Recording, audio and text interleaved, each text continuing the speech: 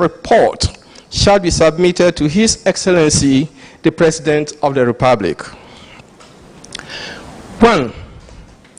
There exists a huge gap in basic education infrastructure, access, and quality, creating deficits in access to quality basic education in underserved communities. Thus includes limited access to digital infrastructure, school furniture, electricity, and STEM facilities. The government must prioritize investments in basic education infrastructure, including innovative financing models to bridge the rural-urban gap in basic education access and quality, and ensure all children of basic school-going age have an opportunity to enroll and complete basic school. 2. There are concerns about the declining quality and disparity between the quality of basic education in rural versus urban areas. Thus is the result of inadequate teaching and learning resources, teacher quality and availability, curriculum relevance,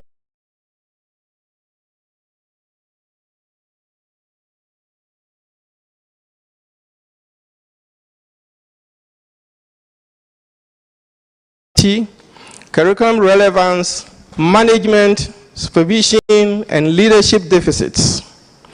The government must be deliberate in investing to bridge the gap between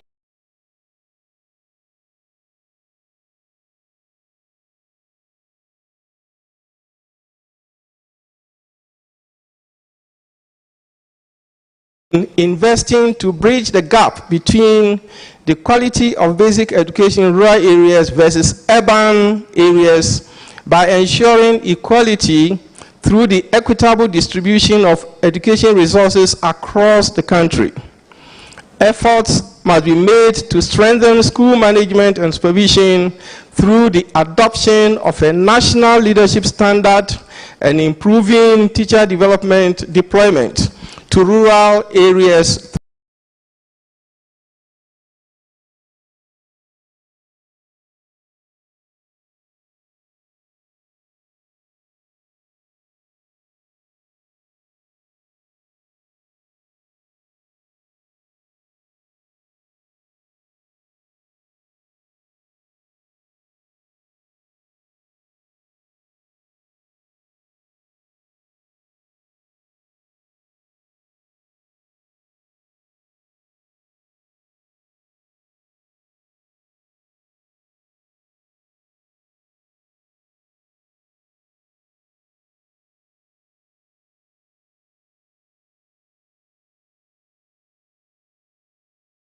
Accommodation and allowances for teachers in deprived areas, while generally improving teacher salaries and welfare, including scholarships. 5. Parent-teacher associations, faith-based organizations, and alumni associations are key stakeholders in education. The government must regularize their roles through a framework to enhance their effectiveness, participation, recognition, and impact. 6.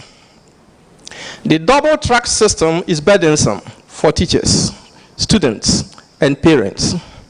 The government must take urgent steps to expand school infrastructure and abolish it.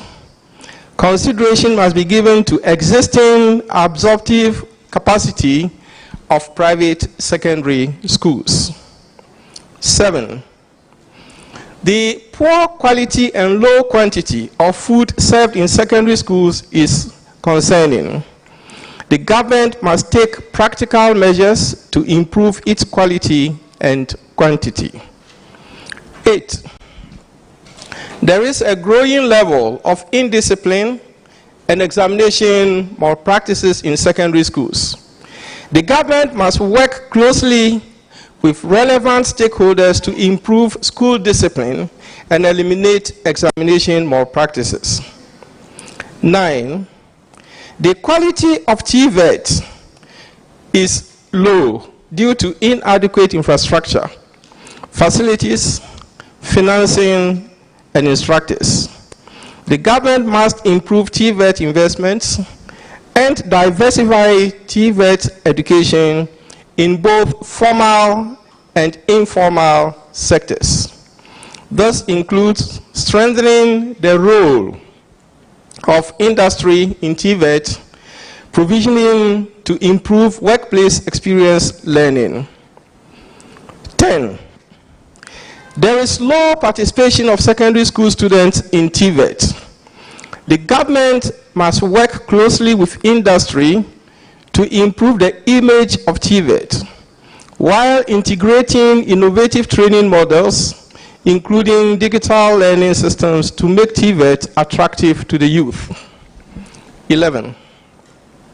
There is limited inclusivity in the design and provision of education infrastructure and facilities.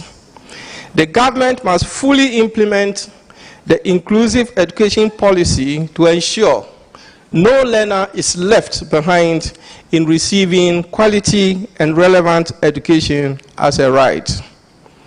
12. There exist huge infrastructure deficits in tertiary institutions, as in other subsectors, limiting their ability to admit many students. The government should increase investments in tertiary education infrastructure, especially hostels, using both direct state funding and effectively regulated public-private partnerships. 13. There is a lack of dedicated fund for research and a framework for coordinating same. The government must establish the National Research Fund and adopt a framework for regulating research. 14. There is a considerable concern on the excessive interference of government in the running of education institutions and schools. The government must guarantee freedom within defined framework and strengthen regulatory systems. 15, the last one. Our education curriculum requires enhancement to achieve educational transformation for sustainable development. The government should undertake a comprehensive review of curriculum and assessment systems at all levels to enhance relevance. Priority attention must be accorded to the provision of resources for curriculum implementation and assessment. Your Excellency, this is the communique we submit for your consideration. The full report will be submitted later. Thank you.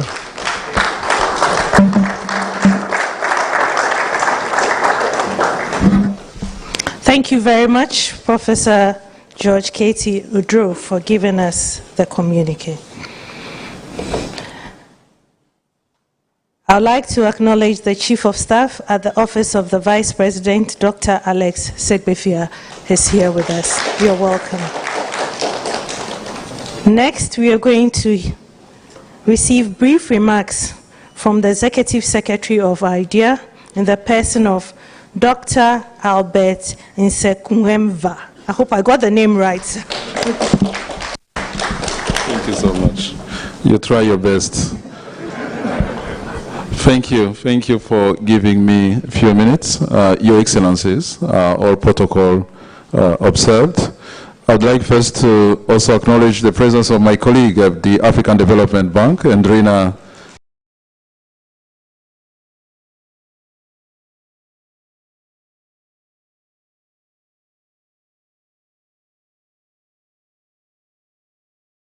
African Development Bank, Andrina is here.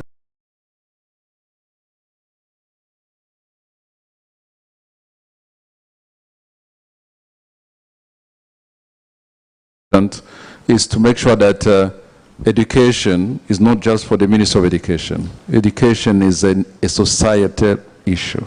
We need parents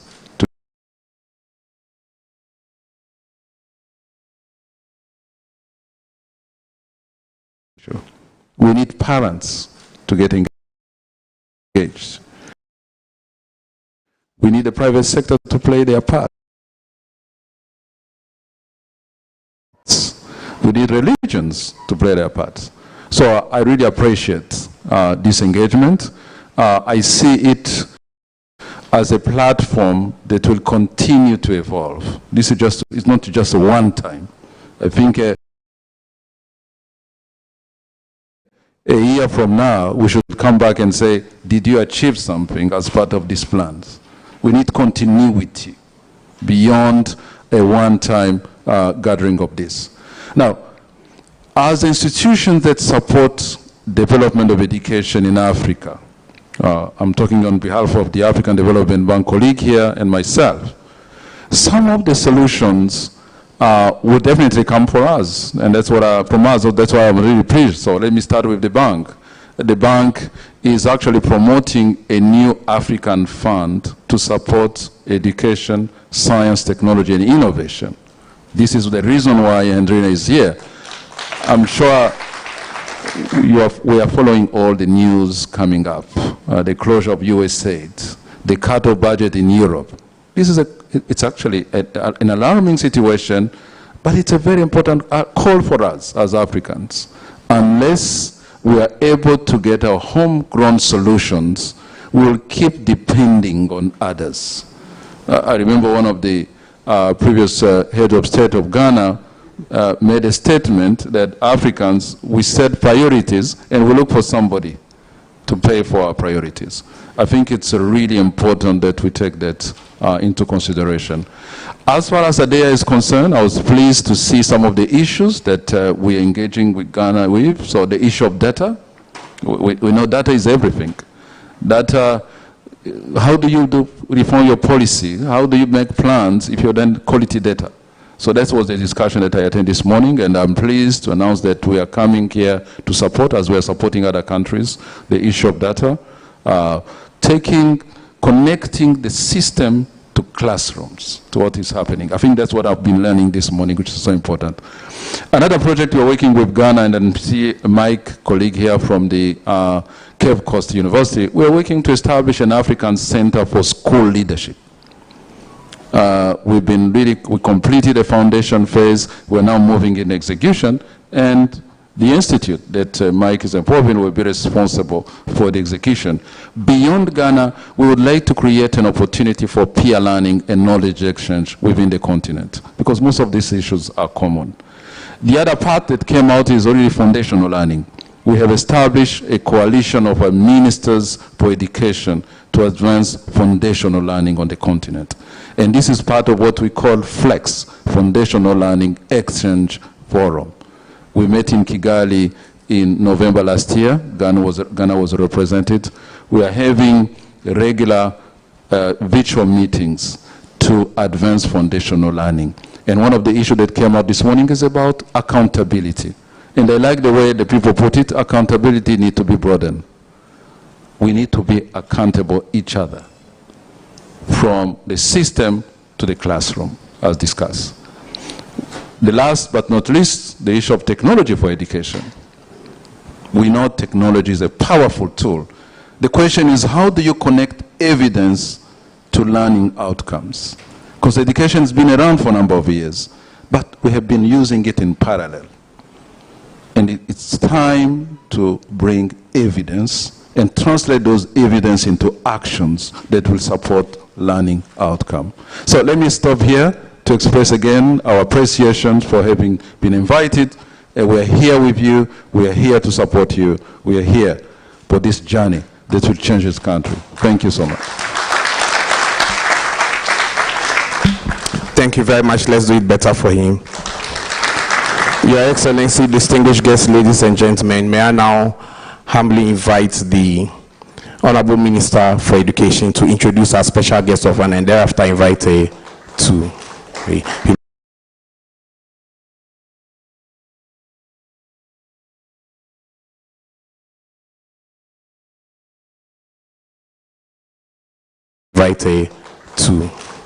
he makes some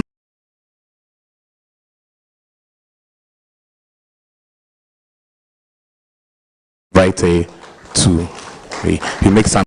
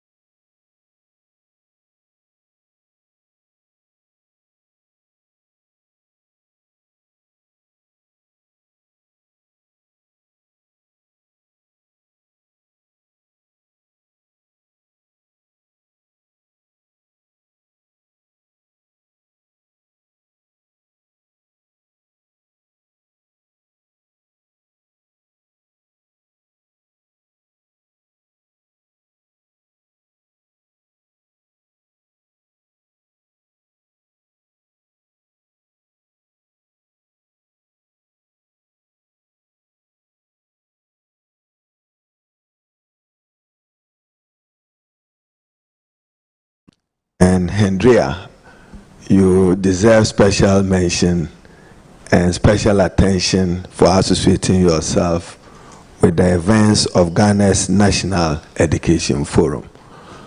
Regional directors of education, heads of institutions, director tertiary education, Reuben of TTEL, NGOs and SO representative, very distinguished ladies and gentlemen. My task this evening is a very simple one. I simply would have said, hail the first female vice president of the Republic of Ghana, Professor Jane Nana Opoku-Agyeman, and invite her to come and close this session and make her remarks. But having listened to a few earlier speakers, including the communique from the chair of the committee and from Dr. Albert, and to Dr. Albert, I borrow those your words.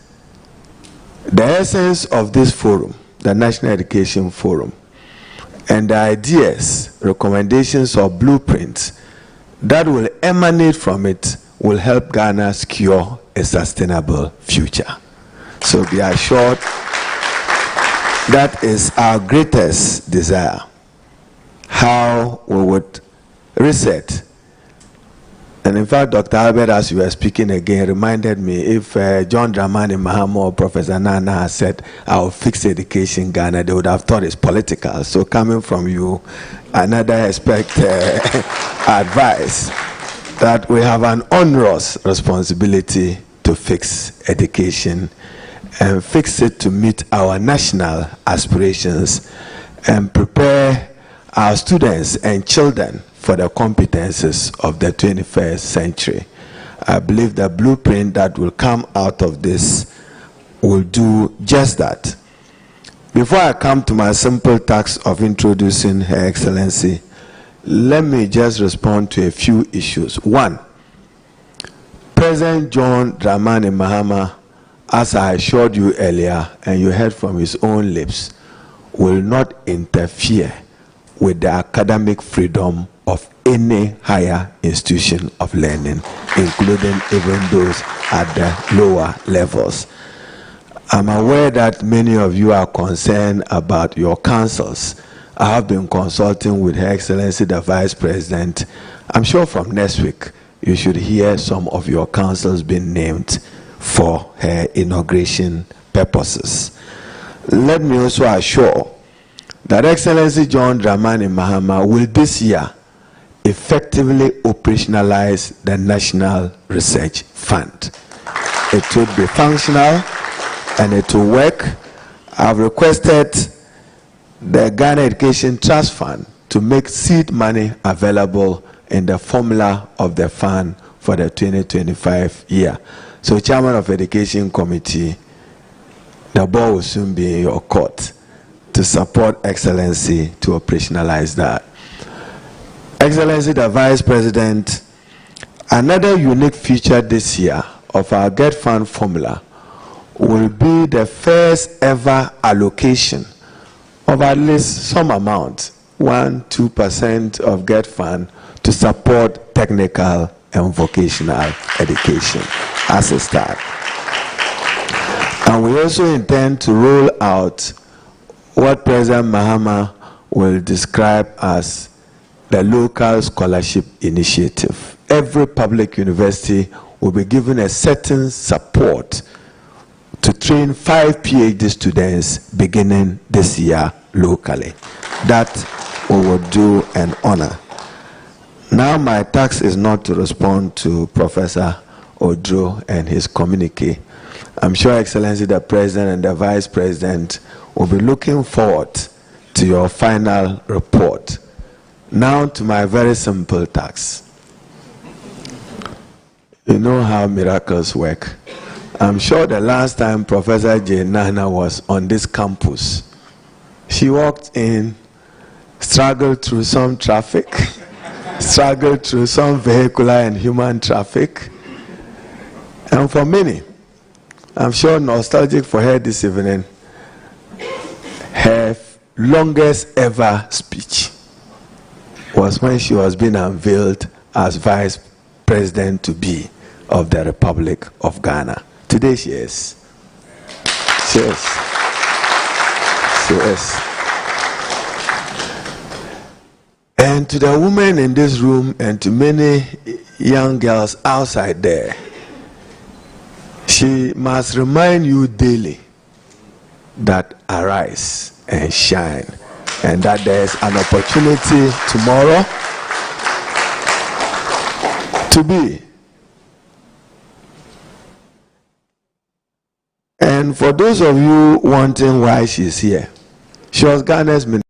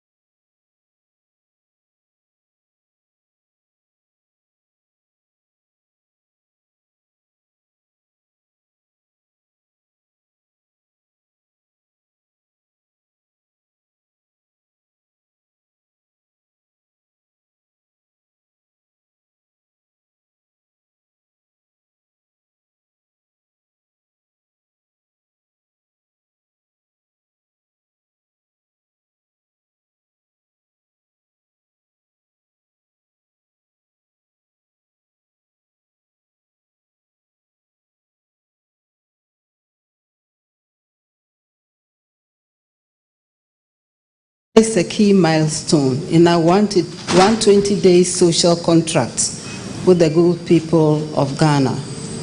And it was a commitment to build consensus on the urgent and necessary reforms needed to reset our educational center. We recognize that the education system we inherited was not a very balanced one when we consider the fact that quality, access, and equity, which are key features of a balanced education system, were not as high as they ought to have been. The NDC, as a social democratic party, has since its inception recognized the indispensability of quality at all levels, in all forms, even as we watch massification. We believe that no aspect of our nation's development can be strategically perused without reference to quality issues in the chain of education levels, whether the basic, secondary, tertiary levels of education, and in our context, let's say the secondary education, and this includes the junior secondary school, which somehow we have treated as a motherless. And the secondary level is what provides the transitional bridge between basic and tertiary education. And let me say that by simply calling the junior secondary education basic does not mean that it is not secondary. It is at the level of senior high secondary school that the foundations of skills, attitudes, and all the things that happened at the lower levels are sharpened and or modified to fit into our national human development capital and aspirations and values. The quality of students produced by our high schools therefore plays a critical role in determining the quality of graduates produced by our tertiary education institutions. And of course, the quality of human power that the nation will require in its development. Education is about human development, no more, no less. It is in this context that His Excellency, the President of the Republic of Ghana, John Dramani Mahama, constituted the Oduro Committee to plan an educational forum that would offer stakeholders, government, policymakers, teachers, parents, students themselves, traditional leaders, religious bodies, political party representatives, everyone, development partners, and so on, all of us and ordinary Ghanaians, the opportunity to interrogate issues relating to infrastructure, quality education provision, regulation, accountability, and governance. Education financing and research cannot be left out in all of this. I heard the discussion about policy. Of course, without sound, credible data, you cannot formulate policies that can solve the problems isolated. So we need credible data. We need data we can trust. I used to tell my students that information is never innocent. So all of these will be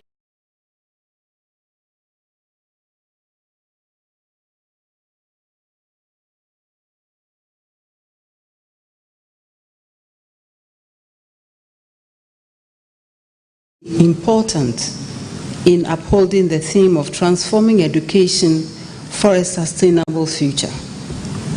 On behalf of His Excellency,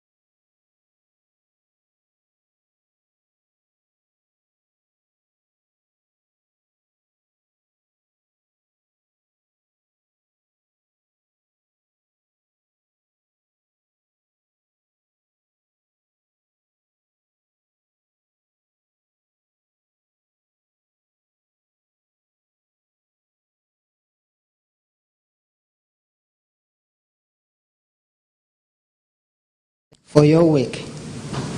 And of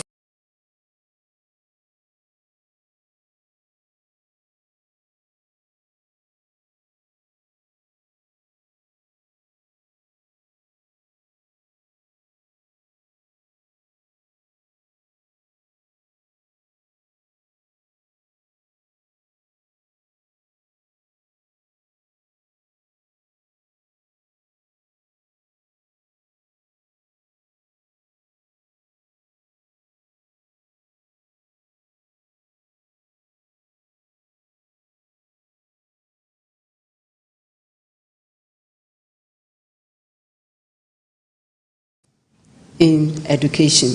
Every voice matters. The voices of experts and the voices of non-experts. The voices of children, the learners themselves. The voices of the teachers, the voices of the parents. They are all very valid.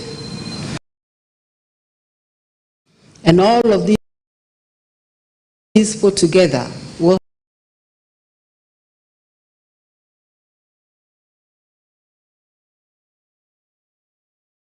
help us to develop the quality human capital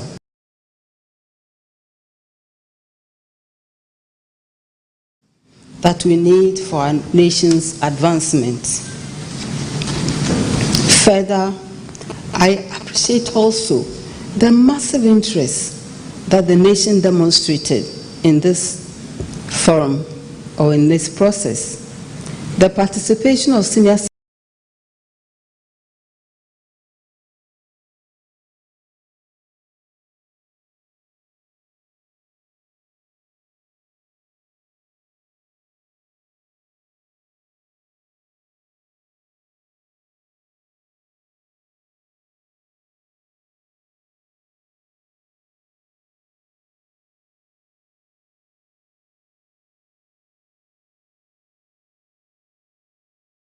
a collective journey that requires all voices, all perspectives, and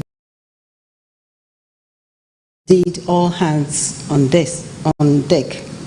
And I wish to assure you, members of the committee and all of us, that your recommendations will not gather dust on the shelf.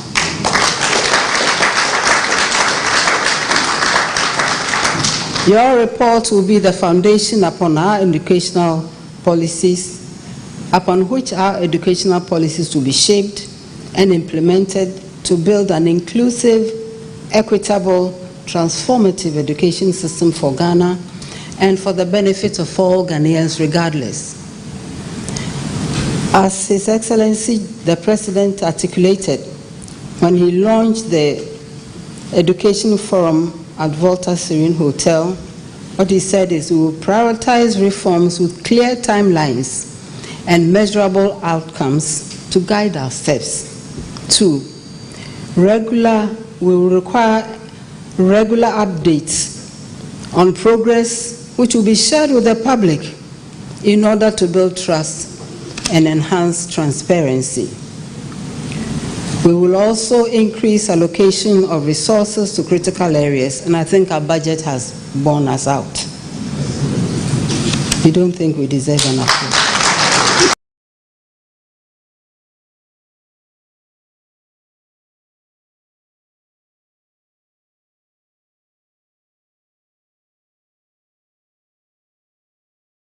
We don't think we deserve an applause.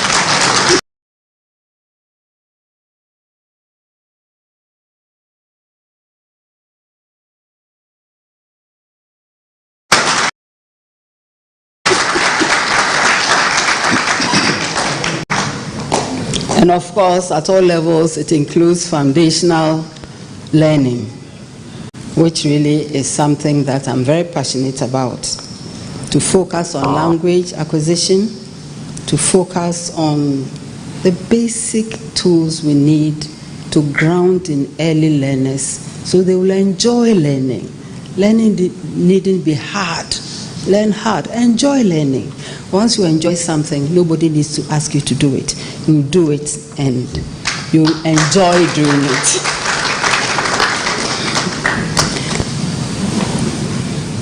We also wish to deepen partnerships with parents, traditional authorities, and local communities to support every child's learning journey through the practice of learning teams.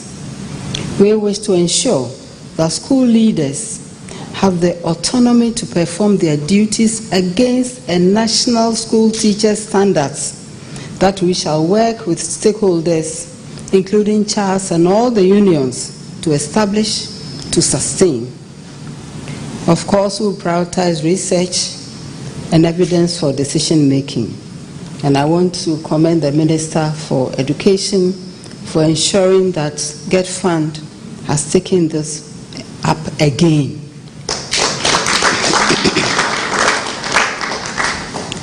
And we wish to continue with this transformative work as we started in 2014 with TTEL and so many others.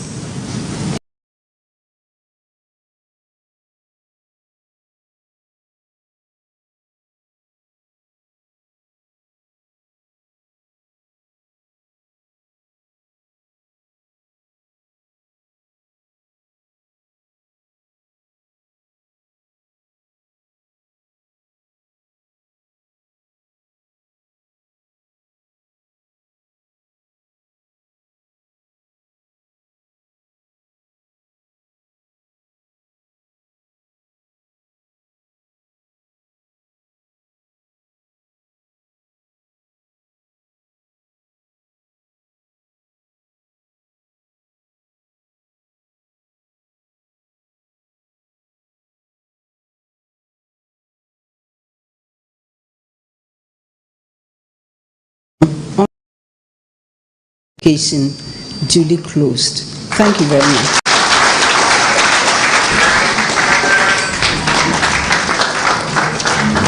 Thank you very much, Excellency, the Vice President. We are most grateful.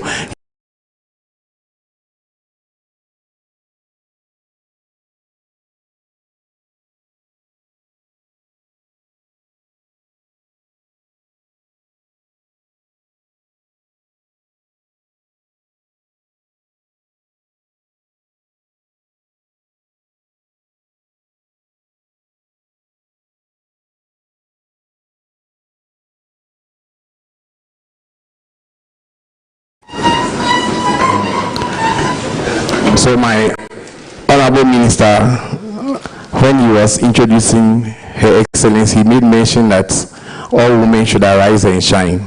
So on this note, I'm calling my co-MC to come to the stage so that she will introduce the one who is come to do the vote of thanks. Thank you very much, Larry. Yes, all too soon we are coming to the end of the program. And it was very reflective to hear Her Excellency give her remarks.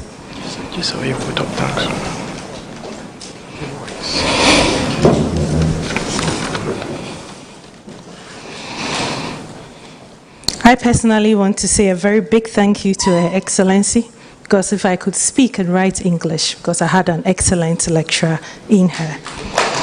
Thank you very much.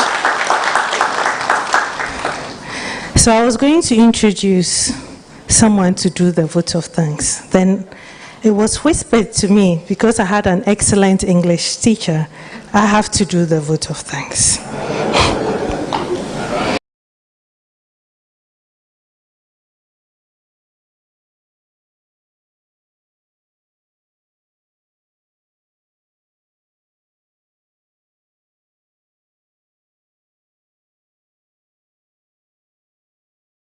We heard from a student who made special appeal to let us know that we actually really need to look at our education and make sure that we are resetting it for sustainability.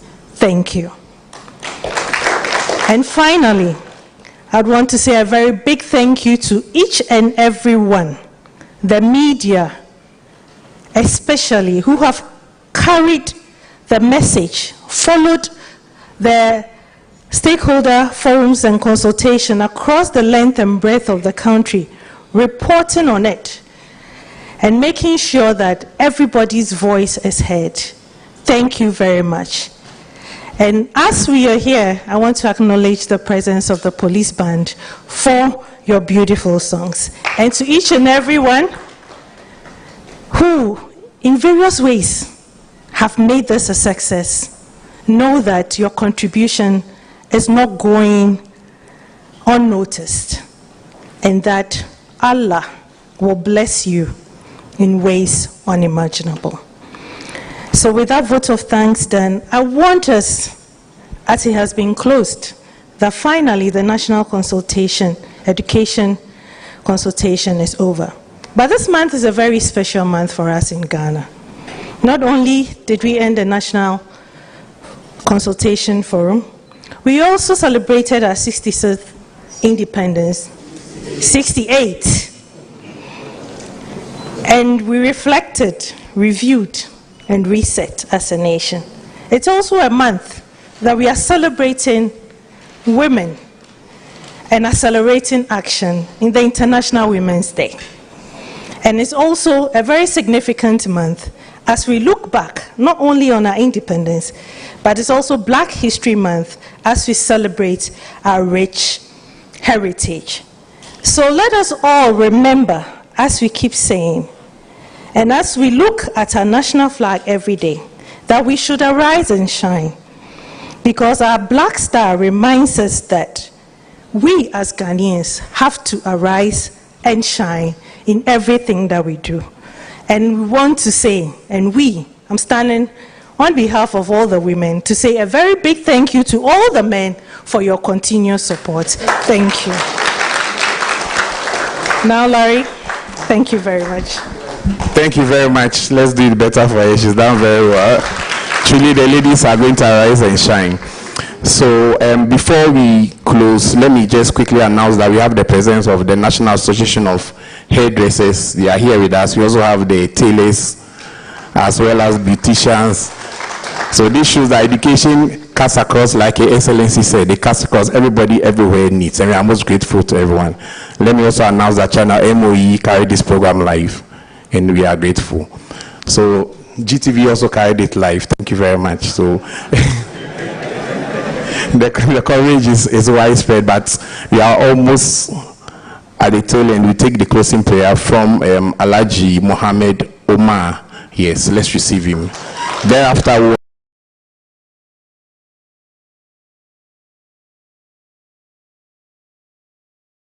have everyone rise for the national anthem. Once we are done with the national anthem, we'll have group photograph with Her Excellency the Honorable Minister as well as dignitaries here in present, and we call it a day. Thank you very much. أعوذ بالله من الشيطان الرجيم بسم الله الرحمن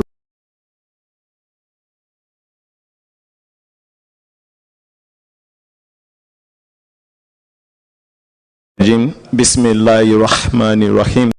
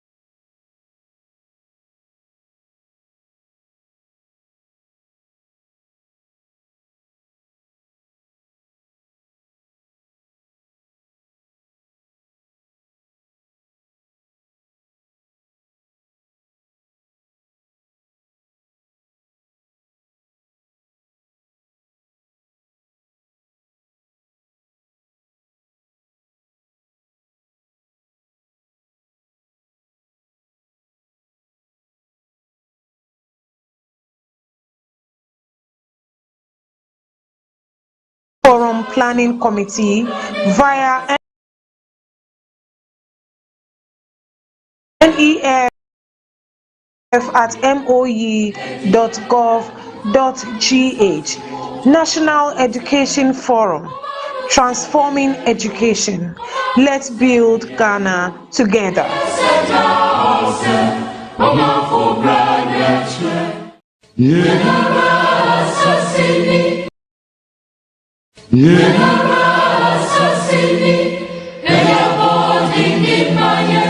National Education Forum calling. Let your voice be heard on education in Ghana. Send your inputs to the National Education Forum Planning Committee via nef@moe.gov.gh. National Education Forum, transforming education. Let's build Ghana together.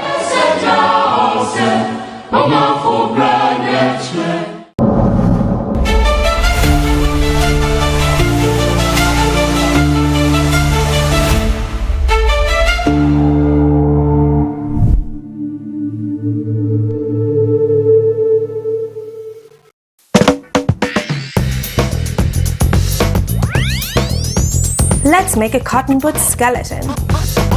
You will need black paper, a small piece of white paper, scissors,